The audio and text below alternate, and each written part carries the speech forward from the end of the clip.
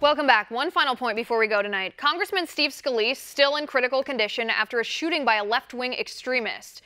That's right, I said left-wing extremist. The progressive lunatic voted for Bernie Sanders. He volunteered for Bernie's campaign. The shooter protested in favor of taxing the rich. He loved Rachel Maddow. He posted anti-Trump rants on his Facebook page, and he belonged to a Facebook group called The Road to Hell is Paved with Republicans. The attacker claimed Trump should be thrown in prison for treasonous collusion with Russia. You can pretend there is no political connection in this attack, but if you do that, you're lying. The thing is, and so many people are too afraid to say it, political violence is normal in the Democratic Party. Look at history. Look at the Weather Underground. Look at the Black Panthers.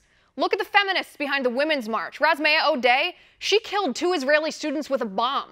Assata Shakur, the heroine of the Black Lives Matter founders, she killed a New Jersey state trooper, was convicted for it, escaped from prison and fled to communist Cuba. President Obama himself launched his political career in the home of Bill Ayers, a domestic terrorist who bombed the U.S. Capitol. Political violence is the status quo for the extreme left, and the rest of the Democratic Party, well, they just ignore it. They justify it. Antifa destroying college campuses to incite anarchy, well, they were just offended by Ann Coulter, the left says, justifying.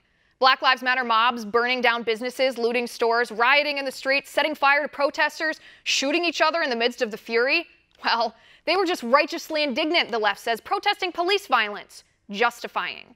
Anti-Trump protesters throwing rocks at police officers, pepper spraying an 8-year-old girl, flipping police cars and punching people in the face, well, they were just standing up to bigotry, the left claims, justifying.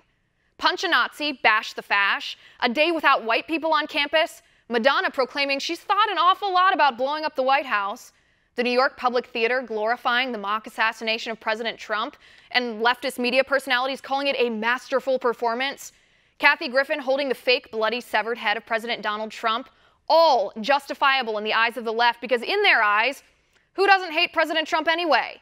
Each and every time, the left justifies the violence. They explain it away. They couch their condemnation with empathy. They feed the already festering lunatics until one of them pulls the trigger and Congressman Steve Scalise ends up in the hospital in critical condition.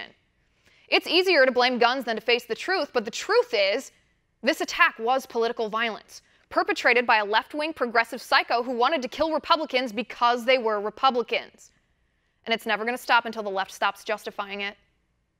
And that's my final point tonight. You can reach me on Twitter at Liz_Wheeler. If you liked the show, please send me an email at oann.com/contact. In the meantime, catch us here tomorrow at 9 p.m. Eastern, and until then, have a good night.